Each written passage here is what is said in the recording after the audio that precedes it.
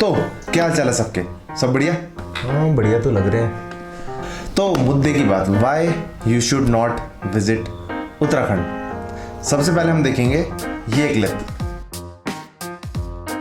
हाँ भैया, जी aunty, videos बनाते हैं। यहाँ खेत में जाना बहुत मुश्किल हो गया भैया। जगह जगह बोतलें फोड़ रखी हैं, गाय चराना मुश्किल हो गया है। खुद नहीं जा सकते हम बाहर, तो बच्चों को कैसे भेजे अकेले? सही बात है। अब मेन ये है, चलो आप लोग आ भी रहे हो, अपना एंजॉय करो, अपना कूड़ा साथ ले जाओ। तो लोग साथ भी नहीं ले जाते, वही फेंक देते हैं। हाँ वही तो। रोड के किनारे जो कुछ भी हो रहा है, मतलब गंदगी फैला रहे महिला हैं। घर से निकलना बेहाल है अब अकेले। ये कैसे जाएंगे अपनी गाय चराने के लिए, घास काटने के साथ लिए? बदतमीजी भी करते हैं ये। जब दारू ड्रिंक कर लेते हैं, गाली गलौज करते हैं हमारे साथ। खुद ही आना पड़ता है, जब लोग नहीं मानते हैं करना पड़ता है जी। जब अकेले निकलना मुश्किल हो गया है यहाँ महिला का। हमारे बच्चे हैं, हम बच्चों को अकेला नहीं भेज सकते कहीं पे, और हम खुद महिलाएं भी खुद अकेले नहीं जा सकते हैं। पूरे रास्ते में झाड़ियों में कांच डाल रखा है। मेन तो ये है कि आजकल जैसे महामारी चल रही है कोविड-19 की, इसके कारण भी हम ये कह रहे हैं कि फालतू मत आओ, अपने क्षेत्र में आओ, लेकिन आराम से जाओ, होटल में बैठो, लेकिन यहाँ गाली गलौज मत करो। शराब वराब धंधा कर रखा है सारा यहाँ क्षेत्र में। तो सोचिए, आप उत्तराखंड आ रहे हैं बढ़िया सा वीकेंड बिताने के लिए,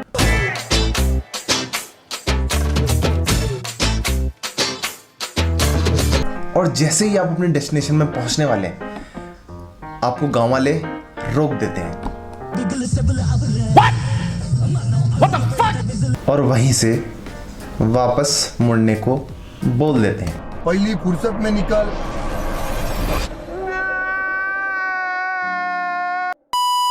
मेरे ख्याल से कोई भी नहीं चाहेगा कि उसके साथ इतना बुरा हो। तो जैसे जैसे उत्तराखंड में टूरिज्म बढ़ा है, उसके साथ साथ एक और चीज़ बढ़ी है, वो है नॉइज पोल्यूशन, एयर पोल्यूशन और सॉइल पोल्यूशन। तो हमारे यहाँ कहावत है, अतिथि देवो भव, और अतिथि किसको अच्छे नहीं लगते, मगर अगर अतिथि घर पे गंद फैला रहे हैं, घर का माहौल ख़राब कर रहे हैं, तो मेरे ख्याल से ऐसे अतिथि किसी को पसंद नहीं आएंगे। मैं लॉकडाउन खुलने के बाद मसूरी की लगभग 3 ट्रिप मार चुका हूँ और हालात काफ़ी बुरे हैं। लोग सड़कों पे एंजॉयमेंट के नाम पे हुड़दंग मचा रहे हैं, या गाड़ियों से कचरा बाहर फेंक रहे हैं, और कुछ लोग लड़कियों के साथ छेड़छाड़ भी कर रहे हैं।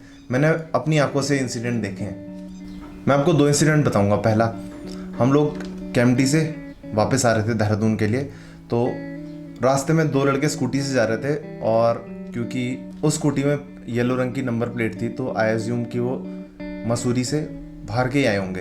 तो उन लड़कों ने रास्ते में फ्रूटी पीते पीते फ्रूटी का जो कागज़ है वो सड़क पे फेंक दिया।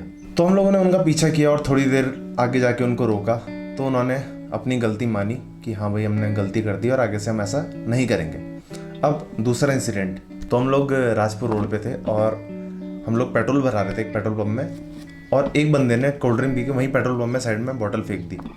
और हम लोगों ने जब बोला कि भाई इसको डस्टबिन में फेंक दो, तो सामने से जवाब आता, भाई वो सफाई कर देते हैं। भैया वैसे लोगों को क्या ही बोले, कमाल का एटीट्यूड है यार। इनको ना घर से आदत होती है कि मम्मी तो सफाई कर ही देगी। खैर, मूविंग ऑन। अब मैं एक और इंसिडेंट की आपको वीडियो दिखाता हूँ जो कुछ दिनों पहले ही घटा है। ये देख रहा है भाई, ये देख रहा है, ये पूरा मार दिया इसको, और यहाँ पे आके तुम ये वो करते हो। कौन? हाँ ये तो भाई, हाँ इधर कितनी भी इधर आओ। कहाँ से हो, अपना एड्रेस बताओ। हाँ बताओ, किस लिए आए थे और क्यों इसलिए मारा तुमने इस बच्चे को? जी घूमने आए थे यहाँ पे। हाँ, तो यहाँ तुम घूमने आए हो कि हम मारपीट यहाँ दादागिरी करने आए हो? अगर मर जाता हो। दोस्तों, ये यहाँ पे घूमने के नाम पे आ रखे हैं, और यहाँ पे ये भाई अपनी बेचारा अपने यहाँ पे दुकान चलाता है, और यहाँ पे अकेले में है दुकान बिल्कुल, और इसको जान से मारने का प्रयत्न किया इन लोगों ने।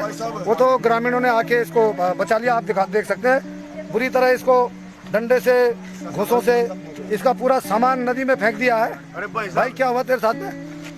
बोल आगे बोल।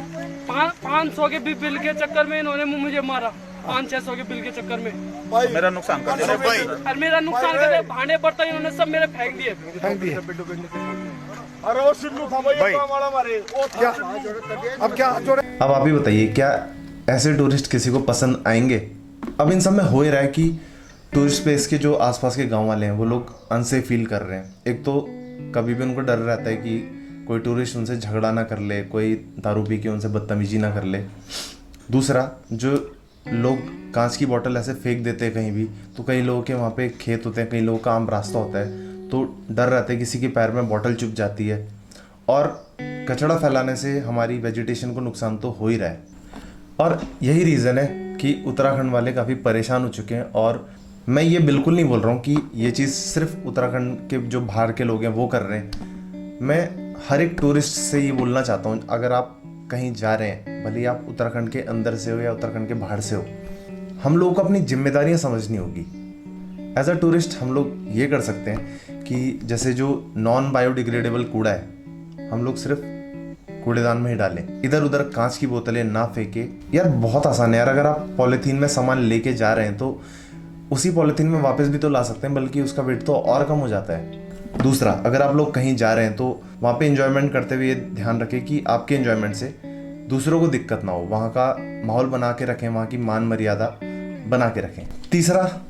तीसरा और बहुत इंपॉर्टेंट स्टेप, अगर हमें कोई दूसरा दिख रहा है जो कहीं पे कचरा फैला रहा है या माहौल ख़राब कर रहा है, तो हम लोगों को उनको टोकना बहुत ज़रूरी है। किसी से लड़ना नहीं है, आपको प्यार से समझाना है, और मेरे ख्याल से आपकी बात वो बंदा ज़रूर मानेगा।